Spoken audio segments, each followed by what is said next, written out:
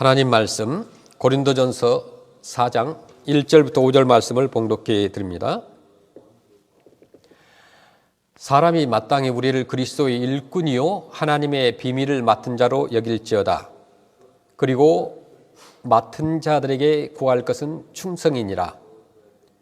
너희에게나 다른 사람에게나 판단받는 것이 내게는 매우 작은 일이라. 나도 나를 판단하지 아니하노니 내가 자책할 아무것도 깨닫지 못하나 이로 말미암아 의롭다함을 얻지 못하노라. 다만 나를 심판을 하실 이는 주시니라.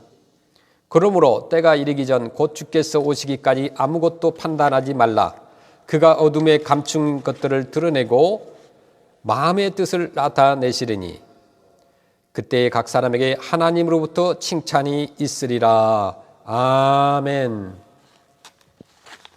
사도 바울은 예수님을 믿는 모든 우리 크리스찬들을 가리켜서 그리스도의 일꾼이라고 말합니다. 여기서 일꾼이라는 단어는 본래 원어 성경에는 휘페레테스라는 말입니다. 이 말의 근원은 어디에서 나왔느냐면 그 로마 시대에 전쟁을 할 때 특별히 바다에서 전투함을 가지고 이 갤리선의 밑층에서 노를 젓는 가장 천한 노예들을 말합니다. 그러니까 우리는 예수님의 일꾼이라는 말은 예수 그리스도께서 저 함장이시고 우리 모두는 그분의 지시와 명령에 따라서 일하는 일꾼이라는 뜻입니다. 그러니까 일꾼이라는 이 말의 본래 의미는 천한 노예라는 뜻이라고 합니다. 그 본문에서 노예는 그 일꾼은 배 밑에서 노를 젓는 노예라는 뜻이죠. 즉 초기 신약 시대에 큰 배 밑에서 손과 발에 쇠고랑을 차고 오직 노 젓는 일만 하는 자를 말하는 거예요. 그러나 일꾼이라는 이 단어는 시간이 흐르면서 점차 본래의 의미는 상실되어 가고 단순히 누군가의 밑에 종속되어서 시중을 드는 사람을 뜻하는 말로 종종 사용되었습니다. 그러므로 그리스도의 일꾼이라는 말은 오직 예수 그리스도에게만 종속되어서 그분의 시중을 들으는 자를 의미한다는 말입니다. 그래서 사도 바울은 자신을 그리스도의 일꾼이라고 불렀어요. 그러니까 예수 그리스도의 낮아지심을 본받은 사도 바울이 이 겸손에 대하여서 그 사도 바울의 겸손에 대해서 이 시간 본문을 통해서 함께 은혜를 나누기를 원합니다. 그럼 우리 그리스도의 일꾼은 누구인가? 첫째는 하나님의 비밀을 맡은 자라고 그랬습니다. 고린도전서 4장 1절에 보니까 사람이 마땅히 우리를 그리스도의 일꾼이요 하나님의 비밀을 맡은 자로 여길지어다 라고 했습니다. 여기 본문에서 하나님의 비밀을 맡은 자의 그 말씀은 뭐냐면 맡은 자라는 말은 노예가 차지하는 직위를 뜻하기도 하지만은 보편적으로 주인의 뜻에 따라서 자기에게 맡겨진 집안일을 처리하는 자라는 뜻입니다. 그런 사람이 하나님의 비밀을 맡은 자라는 말이에요. 이 맡은 자라는 말 앞에 나오는 하나님의 비밀이라는 것은 하나님께서 계시하신 구원의 신비, 즉 인간의 지혜로는 깨달아서 알 수 없는 영적 진리를 의미합니다. 그렇다면 누가 하나님의 일꾼인가? 첫째는 이 그리스도의 일꾼은 주님이 세우십니다. 직분자는 모두 하나님이 세우십니다. 사람을 통하여 하나님께서 그 자리에 세우신다는 거죠. 그래서 바울 사도께서 왜 이런 말씀을 고린도 교회에 했을까요? 앞에 고린도전서 3장을 읽어보면 고린도 교회 안에 심각한 파벌이 있었습니다. 오늘날 교회도 여러 가지 파벌이 있죠. 그런 것처럼 고린도 교회도 마찬가지예요. 아볼로파가 있었고 바울을 따르는 바울파가 있었고 또 게바라는 성도를 따르는 게바파가 있었습니다. 바울은 이런 고린도 교회 성도들을 향하여서 아볼로도 베드로도 바울인 내 자신도 그리고 여러분 모두 다 같은 우리 그리스도의 일꾼이라고 말하는 것입니다. 교회는 사람의 생각대로 사람의 정으로 얽힌 조직이 절대로 아닙니다. 예수 그리스도께서 교회의 머리가 되십니다. 우리는 그분의 지체입니다. 그러므로 교회 안에서 파벌로 나눠질 것이 아니라 우리 모두가 그리스도를 위해서 일하는 같은 일꾼이라는 것입니다. 사람의 사고나 지혜로는 도저히 이해할 수 없고 납득할 수 없는 이 복음의 비밀을 이 세상에 전하는 사람, 바로 이들이 누구냐?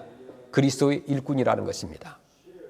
이들은 뭐 높은 학력이나 지식을 가진, 명예를 가진, 뭐 부를 가진 그런 사람들이 아닙니다. 그들이 알고 있는 지식이 결코 일꾼이 되는 자격도 아니었어요. 오로지 그들은 첫째로 뭐냐면 하나님에 의해서 선택된 사람들이에요. 둘째로는 순전한 마음으로 그리스도를 통한, 그리고 성령을 통한 하나님의 계시를 따라 사는 사람들이었다는 것입니다.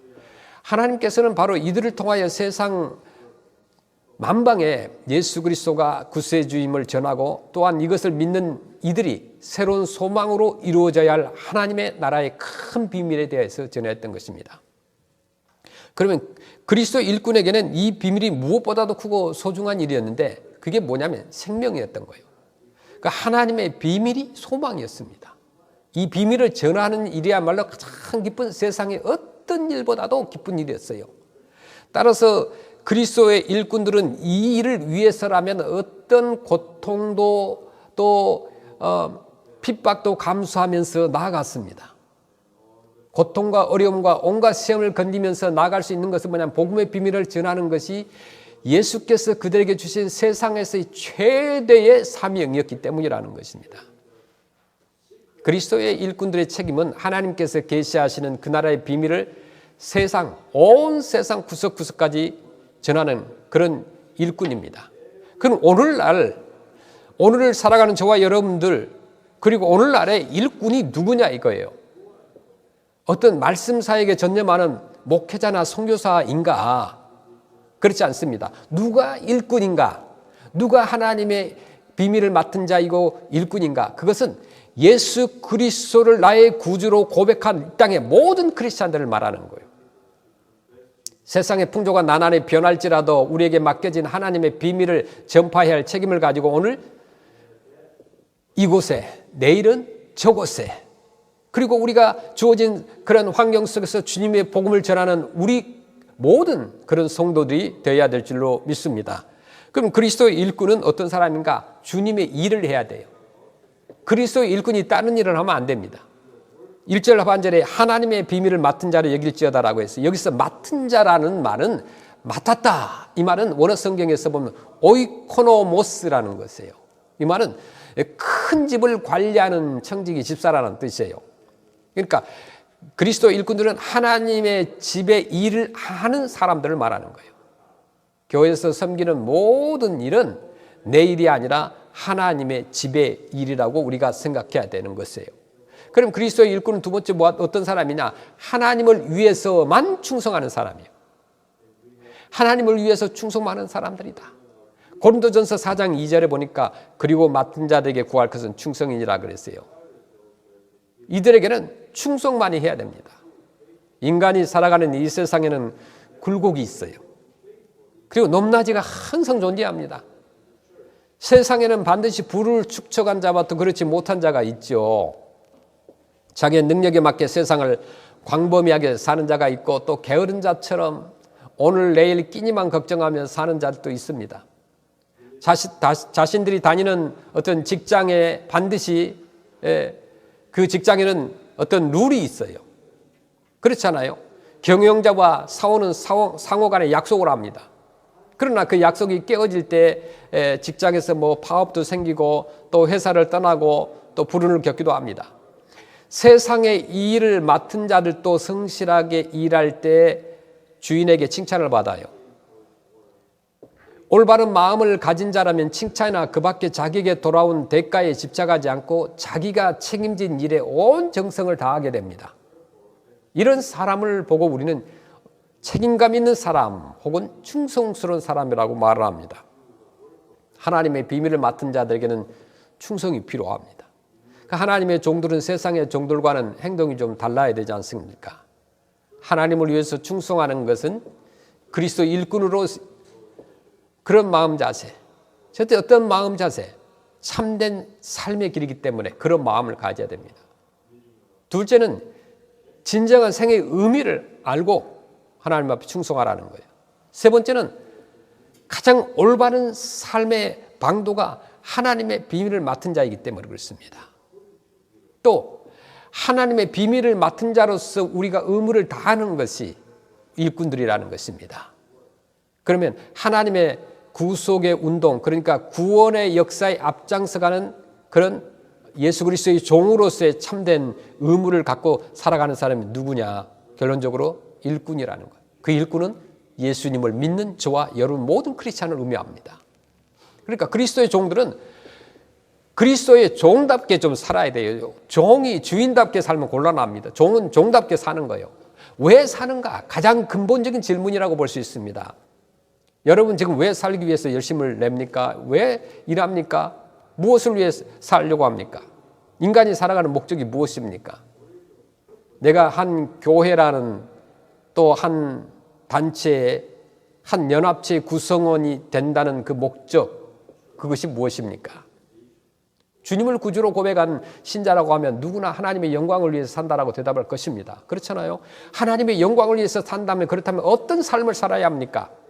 그것은 충성이라는 단어로 간략하게 줄일 수가 있어요. R.A. 토레이는 이런 말을 했어요. 당신이 그리스도를 적게 만든다고 한다면 그리스도께서도 당신을 적게 만들 것이다.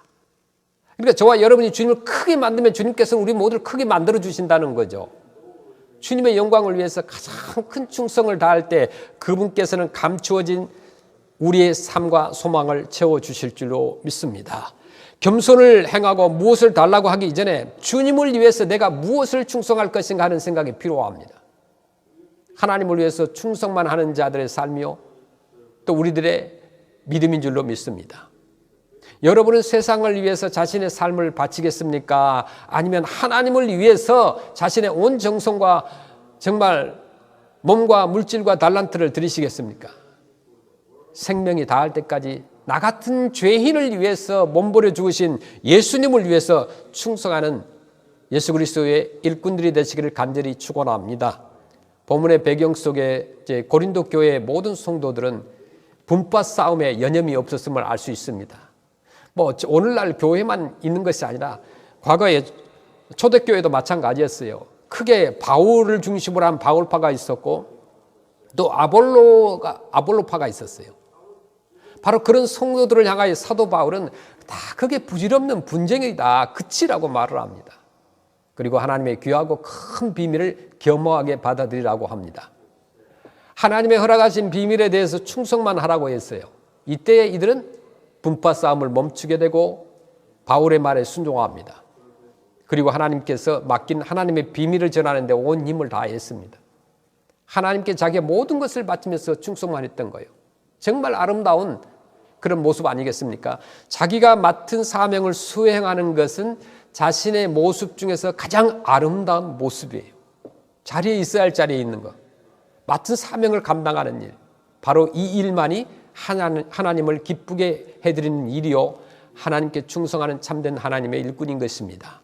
충성이라고 한다는 말은 믿을 만한, 신뢰할 만한 이란 뜻입니다. 우리 그리스도의 일꾼들은 하나님이 정말 믿을 만한 사람, 신뢰할 만한 사람이어야 된다는 거죠. 누구를 믿을 만한 사람이라고 할 수 있습니까? 책임감이 있는 사람이라고 볼 수 있어요. 맡은 일을 끝까지 책임감 있게 수행하는 사람이 믿을 만한 사람이고 충성스러운 일꾼입니다. 하나님은 우리에게 일 잘하기를 요구하기보다도 하나님께서 맡겨준 일을 끝까지 감당하기를 원하시는 거예요. 그럼 그리스도의 일꾼이라는 말은 세 번째로 어떤 사람인가? 사람의 판단을 두려워하지 않고 또 아무것도 함부로 판단하지 않는 사람이에요. 고린도전서 4장 3절에 보니까 너희에게나 다른 사람에게나 판단받는 것이 내게는 매우 작은 일이라 나도 나를 판단하지 아니하노니. 고린도전서 4장 4절에 내가 자책할 아무것도 깨닫지 못하나 이로 말미암아 의롭다함을 얻지 못하노라. 다만 나를 심판하실 이는 주시니라. 4장 5절에 그러므로 때가 이르기 전 곧 주께서 오시기까지 아무것도 판단하지 말라. 그가 어둠에 감추인 것들을 드러내고 마음의 뜻을 나타내시리니 그때 각 사람에게 하나님으로부터 칭찬이 있으리라. 아멘. 이제 우리 그리스도의 일꾼이 가져야 할 자세는 어떤 자세가 중요하냐? 아무것도 판단하지 않는 거예요. 사도 바울은요, 자신도 예수 그리스도의 일꾼으로서 자신이 한 일에 대한 평가를 받는다고 합니다. 첫째는 자기 자신의 평가죠. 두 번째는 하나님의 평가입니다. 이 평가는 하나님 앞에서 이루어지는 거예요. 그러니까 하나님께서 판단하신다는 겁니다. 고린도전서 4장 5절 보면은 그러므로 때가 이르기 전 곧 주께서 오시기까지 아무것도 판단하지 말라. 그가 어둠에 감춘 것들을 드러내고 마음의 뜻을 나타내시리니 그때 각 사람에게 하나님으로부터 칭찬이 있으리라. 아멘. 평가의 때가 반드시 온다는 것입니다. 그 단 한 번 평가했어요. 언제요? 주님이 재림하시는 날. 이것이 단 한 번 그리고 마지막 평가라는 거예요. 주님께서 재림하실 때까지 아무것도 판단하지 말라. 이것이 주님의 명령입니다. 주님이 판단하신다는 거예요.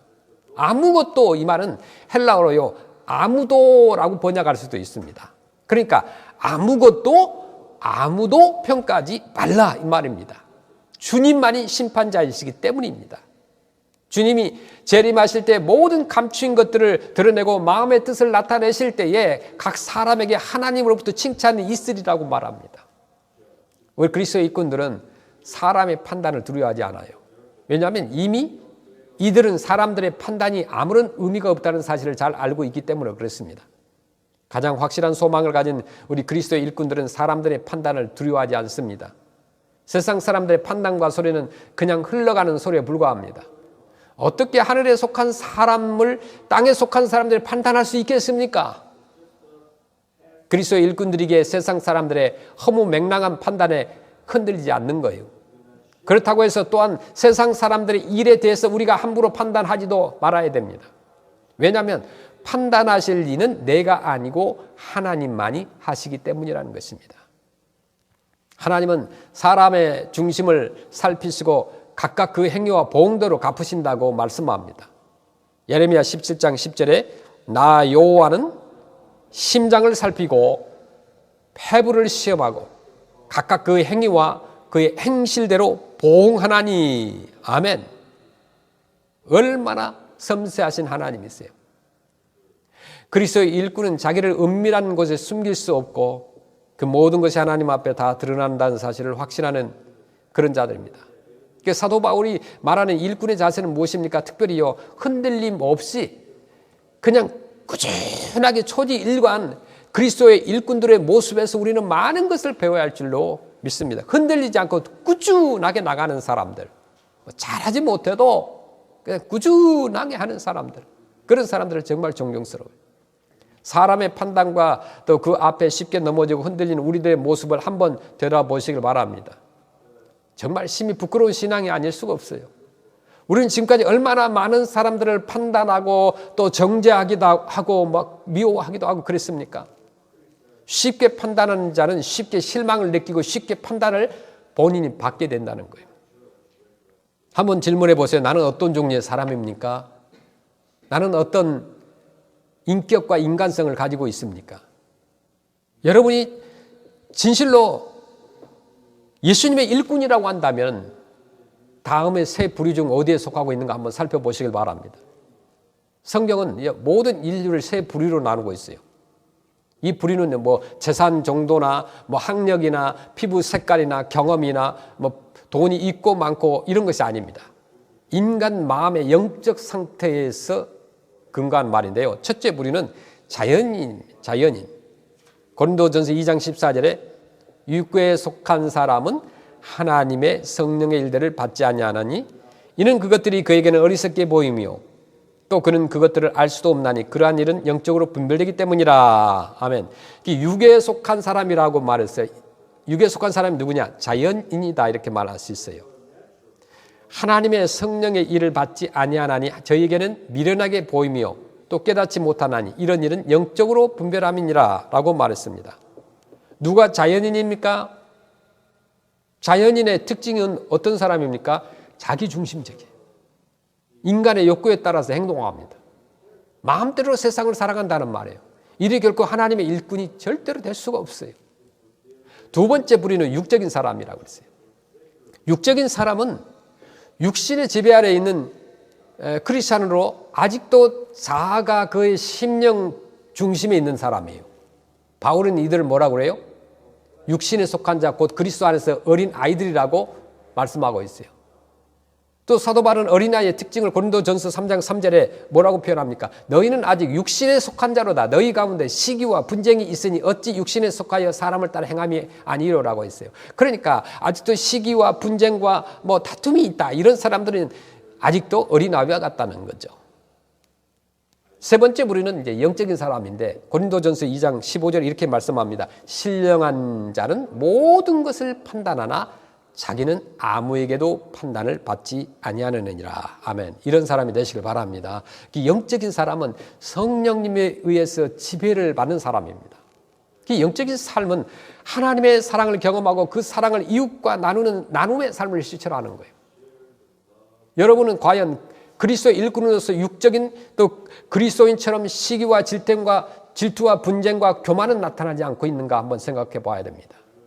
아니면은 영적인 우리 그리스도인들처럼 육에 속하지 않냐고 성령님에 의해서 날마다 지배받는 진정한 삶을 누리는 사람입니까? 진정한 영적인 사람으로서 참된 우리 그리스도의 일꾼들이 되시기를 소원합니다. 사도 바울이 이제 고린도 교인들에게 말씀하신 우리 그리스도 일꾼의 자세를 좀 그런 일꾼의 자세를 우리가 소유했으면 좋겠습니다. 어떤 환경에 처하든지 하나님의 비밀을 소유한 자들로서 꾸준히 충성되게 세상을 향하여서 그 크신 비밀의 교훈을 전파하는 책임을 다하는 여러분들 되시길 바랍니다. 본문은요, 하나님의 비밀을 맡은 자라고 했습니다. 교회 직분이라는 언급은 전혀 없어요, 사실은. 그렇다고 초대교회 사도들만 지칭하는 것도 아닙니다. 모든 우리 크리스찬 모든 사람들이 그리스도의 일꾼이자 그분의 비밀을 맡은 자라는 것입니다. 교회에서 직분을 맡든 안 맡든 다 그러한 거예요. 특별히 교회에서 내가 직분을 맡았다고 한다는 것은 더 열심히 일해야 할 직접적인 일꾼으로 세움받은 것은 사실입니다. 그렇다고 한다면 모든 신자가 해야 될 일은 뭘까요? 하나님의 일이란 것은 바로 그 비밀을 전하는 거예요. 감추어져 있다고 다 전해야 하는 것은 아닙니다. 반드시 전하지 않으면 안 되는 시급하고 중요한 것이기에 전하는 것이에요. 십자가 복음이라고 한다는 것은 사람들의 영원한 운명을 천국과 지옥으로 가름할 뿐만 아니라 이 땅에서의 인생의 목적과 의미를 극과 극의 정반대로 나누어지게 함으로 반드시 드러나게 공포되어져야 된다는 것이에요. 이 비밀을 우리가 전해야 됩니다. 복음은 예수님이 오시기 전까지 구약의 예표와 또 예언으로 감추어져 있었습니다. 십자가에서 죽고 부활하여서 오순절 성령이 오기까지 그 의미를 정확히 알지 못했습니다. 그래서 하나님은 그 감춰진 은혜의 경륜을 바울을 비롯한 초대교회 신자들에게 오직 계시로 알게 있다는 거예요. 당연히 일반인들로서는 스스로 그 비밀을 도저히 알 수가 없고 전해주어도 쉽게 이해하지 못했던 거예요. 또 자기들이 생각했던 방향과는 전혀 달라서 호기심과 관심을 유발하기도 하지만 온갖 반발과 비난도 따릅니다. 사람들에게서 판단받는 일이 비일비재에 일어나게 됩니다. 그래서 십자가 복음을 일관되게 전하라고 하는 것이 성경이 말하는 충성의 참 의미라는 것입니다. 그럼 전하는 자는 어떻게 해야 됩니까? 가장 먼저 본인 자신부터 그 비밀을 완전히 숙지하고 있어야 하고 또 전하지 않으면 안 되는 정말로 중대한 비밀임을 확신하는 것이 필요해요. 본인부터 복음 앞에 자기 인생의 방향이 완전히 뒤집어진 그런 체험이 있어야 하고 또 바뀐 인생이 그 전과는 비교가 안 될 정도로 은혜롭고 풍성하다고 절감해야 된다는 거예요. 그런데 예수님을 모르는 영혼들을 보면 절로 가슴이 아파지고 눈물이 나와야 돼요. 이 금요일 날 이렇게 우리 학생들 이렇게 집을 방문하면서 런치를 배달할 때 이제 그 아이들이 300명이 넘는데 그 가운데는 예수 안 믿는 가정도 있어요. 옆집도 있어요. 진짜 안타까워요. 이 전도의 선교의 열정만 보이라는 뜻이 아니에요. 그리스도 안에서 바뀐 우리가 바뀐 신자의 삶과 인생 자체가 너무나 평안하고 자유롭고 권능이 넘치는 모습을 그들로 하여금, 예수 안 믿는 자들로 하여금 묵독해야 된다는 거예요. 나아가 신자가 전하는 메시지가 현실의 형통과는 무관한 영혼을 향한 인간 존재 본연의 문제임을 확연히 알 수 있게 해야 됩니다. 죄에서 구원받아서 하나님과 화목하게 된 유일한 길을 증거함을 그들로 깨닫게 하고 찔림을 받아서 그들의 영혼이 복음으로 쏠리게 만들어야 되는 거예요. 그래서 아무리 세상 사람들이 반발하거나 또 심지어 핍박한다 할지라도 당당히 대처해야 됩니다. 세상에 어떤 사상이나 철학이나 종교가 십자가의 유일한 길에 대해서 논쟁과 비난을 가하도록 사람에게서 판단을 받을 일이 아님을 우리가 확신해야 돼요. 주님께서 오시면 세상에서 진리인 양 하는 모든 거짓들은 다 드러날 수 있기 때문입니다. 불신자들의 완악한 마음도 그분께서 판단하셔서 심판하실 것입니다. 요컨대 신자는 사람 앞에서가 아니라 누구 앞에서? 오직 주님 앞에서, 주님 앞에 서 있는 자세로 복음을 전하고 선교하는 거예요. 바꿔 말해서 신자는 본인에게나 하나님 앞에서나 책임당할 일이 하나 없게 해야 됩니다. 세상 사람 앞에 판단받을 일은 얼마든지 생길 수도 있어요. 그런데 더 중요한 사실은 그렇게 순전히 복음을 전한다고 해서 의롭다함을 얻지 못한다 한다는 것이에요. 맡은 일의 결과보다 심중에 과연 내 마음속에 예수 그리스도의 비밀을 제대로 간직했는지 그분께서 판단하신다는 겁니다. 우리 모두는 예수 그리스도 십자가의 사랑에 빚진 자들입니다. 이제 더 이상 나약하고 나태한 크리스찬으로서 머무르지 않기를 바랍니다. 어떤 고난이 닥쳐와도 그 어려움을 기꺼이 감내하면서 하나님의 나라를 위하여 전심전력하는 영적으로 풍성한 그런 성도들이 되시기를, 그런 간절한 믿음으로 나아가시기를 소원합니다. 주님께서 여러분을 주님의 일을 하는 그리스도의 일꾼으로 세우셨어요. 하나님을 위해서 충성만 하시기를 간절히 소원합니다. 사람의 판단을 두려워하지 않는 영적인 사람이 되어서 그리스도의 온전한 일꾼들이 되시기를 간절히 축원합니다. 우리가 해마다 추수감사절에는 많은 사람들을 초청했죠. 아시안과 몽족들, 많은 어른들을 초청하고 또 풍성한 음식을 만들고 또 가지고 온 과일들을 나누고 섬겼습니다. 그런데 올해는 이 코비드-19로 인하여서 초청할 수가 없어요. 그래서 이제는 우리가 찾아가는 추수감사절, 정말 예수 사랑 전하는 그런 추수감사절을 우리가 계획하고 준비하고 있습니다. 처음에는 100가정만 이렇게 선정을 했어요. 그런데 계속 이렇게 살펴보니까 또 어른들을 빠지면 안 되겠어요. 다 세어보니까 약 250가정 정도 됩니다. 저희 교회에 나왔던 어른들과 아이들 가정 다 합하면 250가정 돼요. 그 250가정면 숫자로 따지면은 뭐 한 800명, 900명 되겠죠. 그 식구들이 많으니까. 그래서 각 가정마다 터키와 터키 세트 음식들과 또 라면과 뭐 또 다른 도네이션 물품들을 가지고 각 집을 찾아다니고 가서 전달해주고 그 음식을 주는 것이 아니에요. 음식만 주는 것이 아니에요. 그것을 전달하고 진정한 추수감사절의 주인공이 누구인가? 예수님을 전하는 것이 목적이라는 것입니다.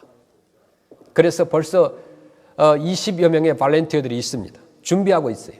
지금 우리는 기도할 뿐이에요. 성경도요.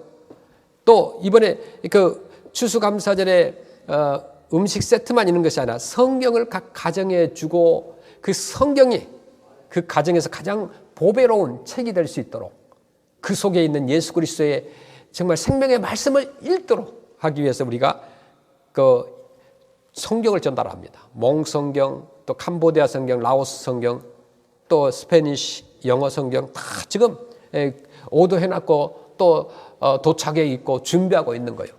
우리가 이 일을 위해서 기도해야 됩니다. 이 추수감사절에 찾아가는 추수감사절은 우리가 직접적으로 우리 교회가 선교하는 정말 중요한 큰 이벤트입니다. 이것이 하나의 음식을 나누는 이벤트로 끝나는 것이 아니라 정말 그리스도의 비밀을 맡은 자로서 그 가정을 찾아가서 예수님을 전하는 그 놀라운 비밀을 전하고 그 가정이 예수 그리스도를 믿어서 변화가 받고 또 우리가 교회가 리오픈되었을 때 그들이 예수 믿고 교회에 나오고 그 자녀들이 교회에 나오는 이런 선교의 아름다운 비전과 꿈을 갖기를 소원합니다. 여러분들이 사람의 판단을 두려워하지 않고 영적인 사람이 되어가지고 정말 온전히 그리스도의 비밀을 맡은 자로서 여러분의 삶 속에서 승리하기를 간절히 주의 이름으로 축원합니다. 아멘.